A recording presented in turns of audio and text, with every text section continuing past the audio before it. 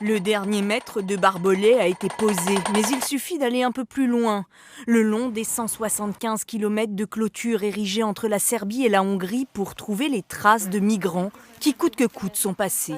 C'est le cas de cette famille syrienne. Nous avons peur de la police et de leurs chiens. Mon pays est en guerre, pourquoi on ne nous aide pas? Eux aussi ont réussi. Ce cycliste ne les réveillera pas, ils sont épuisés. Ils sont passés sous les barbelés. Nous aussi, on est passé par-dessous. Un peu plus loin, d'autres réfugiés ont aussi bravé les barbelés. En voulant passer la frontière hongroise, il s'est blessé à la main.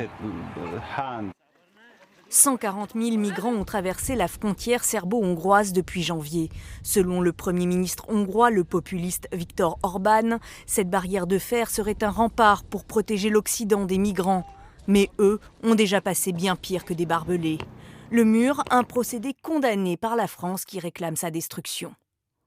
Il faut que les autorités européennes aient une discussion sérieuse et même sévère avec les responsables. La Hongrie fait partie de l'Europe, l'Europe elle a des valeurs et on ne respecte pas ces valeurs en posant des grillages comme on ne ferait pas vis-à-vis d'animaux.